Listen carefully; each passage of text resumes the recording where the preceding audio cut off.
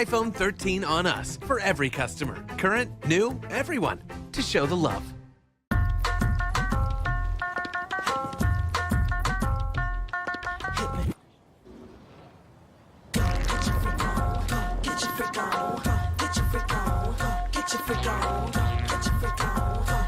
So was there anyone more resilient than the Reverend Dr. Martin Luther King Jr.? We're here at the MLK Memorial in Washington, D.C., and we're talking about resilience. How do you get back up when you've been knocked down? How do you keep going? So I have a story of resilience. If you checked out my TEDx, and I hope that you will, it's on YouTube right now, I talk a lot about the transition, the transition before the transition, the pivot before the pivot, if you will. When I left my engineering career, I actually wanted to be an entertainment journalist. I wanted to be on red carpets and at awards shows and different things like that. And at a certain point, I realized that that wasn't quite gonna work. And a mentor of mine asked me why I wasn't using what I already had, which was my engineering background, my technology knowledge, put it together with all of that great media training that I had been getting, and create a career and build a brand around that idea. The only problem was, it was going to require me to basically start over. All of the work I had been doing, reporting traffic, doing interviews, and all of that other stuff really didn't amount to a whole lot once I decided to start talking about technology in the media. So it was time to dig deep and find some resilience within myself and start on a new journey. And that's what I did, and that's what you might have to do. You may have to pick yourself back up. You may have to leave everything you knew in the past and start fresh. But we're resilient. And on today's episode, we are talking to Joel Green, a former professional basketball player who is now running his own company, on what it means to be resilient. You're going to love this episode, so stay tuned.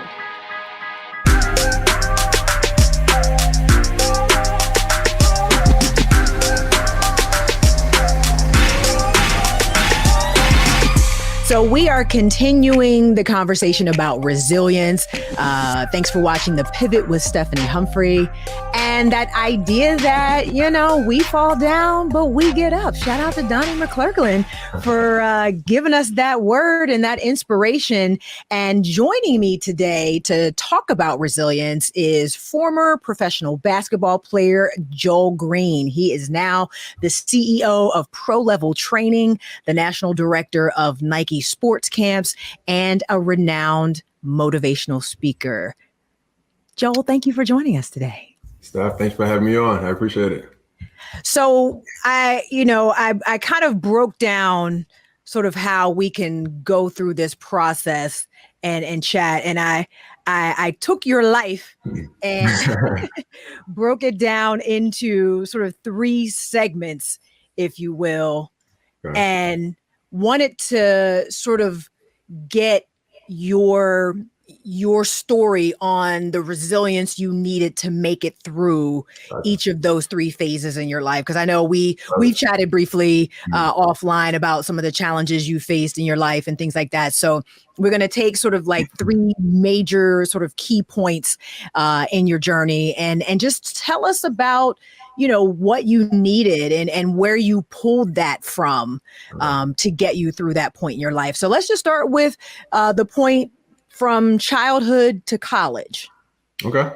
This would be fun. I'm looking forward to seeing the breakdown of my life, by the way. But just childhood to college, it was a whole lot of, adversity and, having to figure out what perseverance was. I didn't know what that was. I grew up in an abandoned house in North Philly on 33rd Street, right around the corner from Strawberry Mansion High School.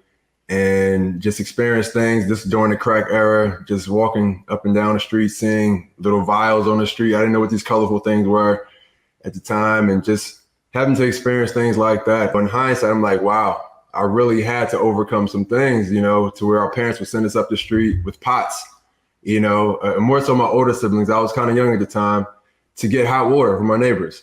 Wow. And there were moments, and they would come back and we'll put them on the kerosene heaters to keep the water hot and warm. In 91, I was 6, 91, I was 10 feet away from a shooting. And there was nobody else there outside of the kid that got shot and the 2 shooters. So like me thinking I'm gonna get shot in the back at 6 years old, having to overcome traumatic experiences like that, even hearing about the recent school shootings and stuff, it makes me think about that situation when I was 6 in elementary school and that occurred. All those things right there, I developed a callous to difficulty. I'll be honest with you. Yeah. To where the next time an obstacle came, I'm like, okay, well, it wasn't as bad as that last thing. So I had something to compare it to already. A lot of people may not have something to compare it to until they're 20 years old. And I mean, you bring up resiliency. I see resiliency as just, how do you recover from resistance? That's so interesting, because I was literally just having a very similar conversation with myself in my head today. I kid you not. And just thinking about trauma response, right? Because that's what that is. It really is, a trauma response to the situations and the things that you found yourself in, and you can either sort of sink or swim, for lack of a better word. You either develop that callus, as you said, and you let that be your armor, so that nothing else really is able to penetrate. And when new challenges come along, that's nothing. I got shot at 2 years ago, so that's nothing. Right. Or you become that person that can't handle any of it, right. and just everything is just this huge anxiety inducing, and neither response is right or wrong. It's just the way some people respond versus others.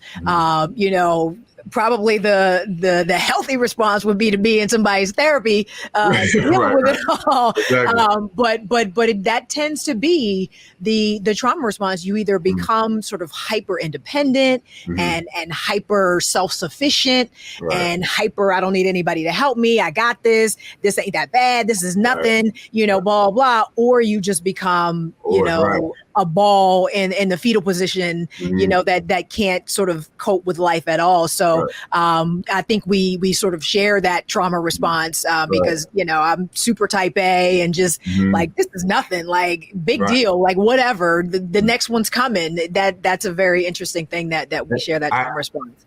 I have to say this too. I'm human.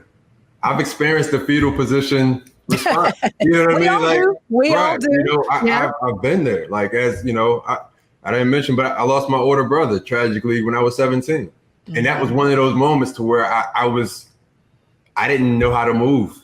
I never forget though, one of my uncles came over during that time and said, look, I didn't meet him downstairs. He came over to see me and I'm laying face down on my bed.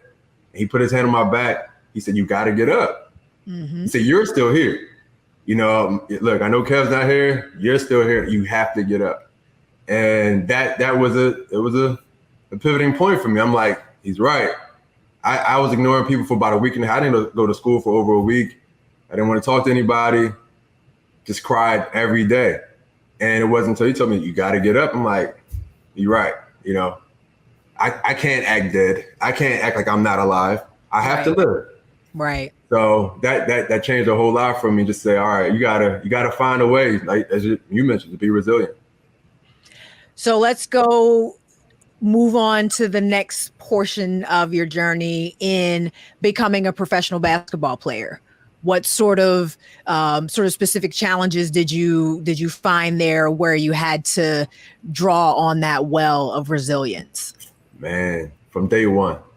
I mean, it's the surface of being a pro athlete is beautiful. You know what I mean? It's lovely. It's admirable. What everyone aspires to, right? What everyone wants, and it's so you think.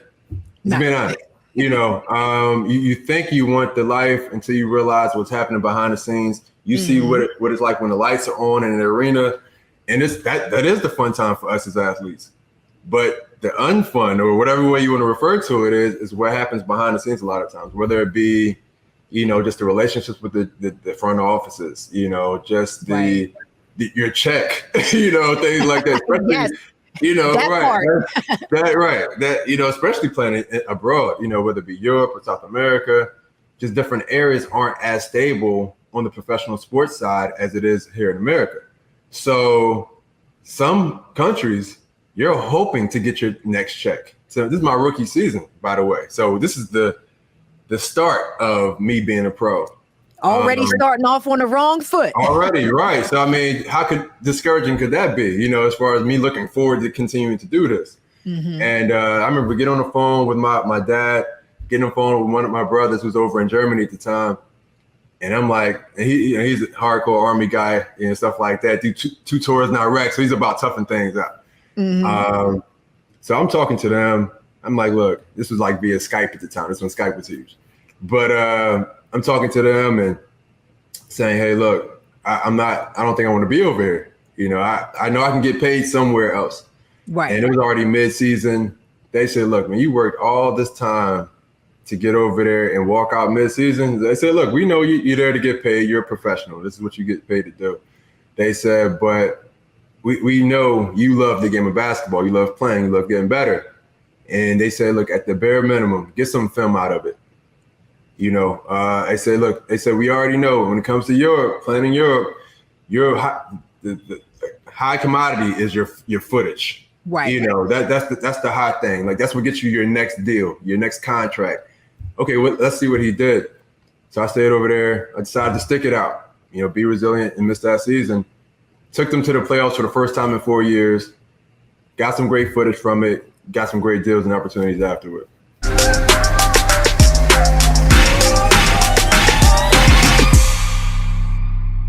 Love our new Alexa. It's a Buick. Yeah, Alexa. Buick. Alexa. It's a Buick. It's an Alexa. It's a Buick. It's an Alexa. Coach, that's a Buick. That's an Alexa. The Buick Enclave with available Alexa built-in. Verizon just gave us all a brand new iPhone 13. We've been customers for years. I thought new phones were for new customers. We got iPhone 13s too, switched to Verizon 2 minutes ago. Ours were busted, and we still got a shiny new one. Check it out. So wait, everybody gets the same great deal. I think that's the point. iPhone 13 on us for every customer. Current, new, everyone. On any unlimited plan, starting at just $35. All on the network more people rely on. Don't you think it's time to get wealthy? I'm Deborah Owens, America's Wealth Coach, and my new show on the Black Star Network focuses on the things your financial advisor or bank isn't telling you. So watch Get Wealthy on the Black Star Network.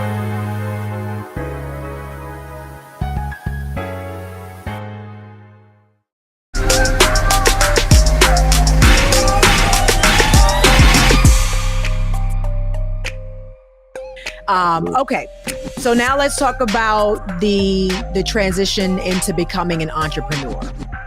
Because I have to imagine that was probably a pretty, significant point in your life where, you may have sort of defined yourself as this basketball player, and now we have to figure out, what's next. Yeah, I mean, that figuring out was the most depressing part of it all. Just being honest with you. I went through depression. I went through experiencing anxiety for the first time. I legit didn't know what anxiety felt like. I knew what it was. I didn't know what it felt like. I've always been a very confident person, self-aware as well, to where I can tell what's coming. I had some good foresight throughout my life. I can tell, okay, let me go get some help about this. Never really had things kind of felt like it was crashing down on me. Right. I couldn't handle it. But man, not knowing who I was or what I was difficult. Again, playing basketball, doing something as a specialty for over 20 years of your life and then stepping away from it, that was like, whoa, all right. I know I'm more than an athlete, but what does that entail? And I'm talking about this applying for jobs. What is this? Right. A resume? I don't need no resume. Like, who got a resume? Right. Like, you want to see my footage, job? That transition, I'll be honest, the depressive state fueled the success of what I'm doing right now. I'll be honest with you. And that's that's something I speak on with people all the time, as far as extracting and filtering what you're going through that may feel terrible. Right. But what can you take from that to actually help you be propelled somewhere else? So you mentioned the perfect segue, filtering. We are going to talk about your book, Filtering, the way to extract strength from the struggle. And you wrote something in the one sheet that you sent to me that said, just getting rid of pain also gets rid of its gift. Absolutely. What is the gift of pain? I mean, that seems counterintuitive, right. that you would say that. So what gift can pain give us? I mean, I look at pain often as a person, right? So it's like when pain comes out of the blue, right, and just knocks on your door and shows up, you question it. It's like, whoa, this is a stranger. I don't like this, stranger danger. So you want to get rid of the pain, but at the same time, that person probably showed up for a reason. Mm-hmm. There's a purpose for that pain just showing up randomly. And so often we just want to get rid of our pain and never question it, never lean into it. It sounds, again, just like you said, who wants to do that? But that's one of the main reasons why our pain, our painful experiences and circumstances continually revolve. They come right back around because we ignore their reason for coming to begin with. Right. And instead of resolving them, they end up revolving. And we just go through this vicious cycle time after time after time. I know it's there for a reason. I know it's trying to tell me something about myself and show me a chink in my armor that I can feel to where it's no longer a chink or a weakness. So anytime pain comes, I'm just looking to strengthen that area so I can be even stronger beyond it. So now what are some tips you can give us to extract strength from this struggle? It's hard out here, Jay. What can we do? I mean, there's a lot of things you can do. Number one, question whatever you're going through. Again, it's pry your own situation like you would somebody else's. Be nosy about what you're going through. A lot of times we want to ignore it because we want to cover it up. Mm-hmm. We want to cover it up for other people so that we appear perfect. We want to cover it up for ourselves so we don't feel imperfect. No, look, be transparent with yourself. And that's one of the main things I had to work on because I was such in the typical sense a man, I'm all right. I'm okay. Listen, I'm always okay. That hyper masculinity is going to kill y'all. This is for everybody else out there listening. That stuff is going to kill y'all. Like literally, put that to the side. Feel your feelings, ask for help, all that good stuff. Because man, all right. Look, I'm glad you said it. I'm glad you said it. You know what I mean? That's how I feel. And it took me a while to just say, dude, cry. You know what I'm saying? Like you feel it. Let it out. Not too long. You don't want to sulk. Don't stay in your feelings for too long. But get some things off your chest. Express your feelings to other people. Whether they be good or bad. Let it be known, and just be more transparent with yourself. And that's one of the main things that will help people to extract, some fuel, extract some strength. And another thing that will also help is find somebody, now we have, the term accountability partners, things like that. But find somebody that you can truly count on and run everything by them. Mm-hmm. Everything you truly feel that you would typically be embarrassed about to run past your associate. Have that friend or that family member, whoever, to where they're in the corner. Most of us at least has one, Right. A lot of us have multiple, but at least we have one. Run everything by them. And for me, it's my brother. We talk often. I'm like, I run everything by him. No filter, no nothing. Like, hey, look, here's what's going on. He does the same for me. We build each other up despite that. That way you feel less insecure about what you're going through, because what I felt is anytime I express my insecurity, I start to feel secure. That's it. At the moment I let it out, the insecurity dissipates. Like I begin to feel secure. I'm like, okay, I'm not the only one that's going through this. Okay, cool. And that's Isn't that funny how that works? So, Jay, we really appreciate you being here. When can people pick up the book, Filtering, The Way to Extraction? We need to extract some strength from this struggle. So when can we get this book and where will it be available? Well, definitely looking forward to releasing it. It's going to be released on September 6th, 2022. So a few months from now. It's going to be available on the major platforms as far as your BarnesandNoble.com, your Amazon, of course, just a number of other places, Book Baby, a number of different places. Wherever you get your books. Wherever you can get your books is going to be there. So I'm hoping you guys definitely pick it up. It's going to be a lot of golden nuggets in the book, really inspiring. You get some more detail into my life, the entrepreneurial journey. I have an entire blueprint in there for entrepreneurs. It's going to be an amazing piece of content. So really hope you guys check it out. Fantastic. And then how can people get in touch with you? Well, you can get in touch with me by way of social media. I'm on Facebook. I'm on Instagram. Well, I'm on Instagram quite a bit. So you can follow me on there at jgreenplt. And, we'll connect on there. I'm one that loves to DM. So if you have some questions or, need some pieces of advice, looking to get a connection, I'm a big time connector.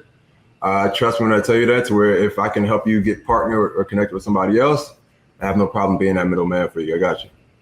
Fantastic. Well, thank you again for being on The Pivot with Stephanie Humphrey. We appreciate you. Thank you. Thank you for having me. I appreciate it. Setbacks are a part of life, y'all. Stuff happens. But the key is not to let it keep you down. We all have to be resilient. You don't have much of a choice. You got to keep going. And you have to embrace that pain sometimes. You have to embrace that disappointment sometimes. The pain can be a gift when you learn from it. And you want to take those lessons so that you can grow and so that you're not repeating the same mistakes over and over again as well. So lean into the pain, learn from it, grow from it, and then let it go. Journaling can really help you during these times as well, just to get everything out, get everything off your chest, and also to look back to see how far you come. You'd be surprised at how resilient you actually are in hindsight. Now, I like to actually write things down in a physical journal myself, but apps like Journey and Penzo are great for that as well. And then you just gotta embrace an attitude of gratitude. It is much easier to come back from disappointment when you can focus on the things that you already have and the things that you're already grateful for, while you anticipate and get excited about everything that's yet to come. It's resilience, y'all. Let's get us some. This is Stephanie Humphrey with The Pivot. Thanks so much for watching. How about sushi? I just had sushi for lunch yesterday. How about tacos? Automatic emergency braking, one of 6 advanced safety features standard on every 2022 Chevy Equinox. Find new technology. Find new roads. Chevrolet.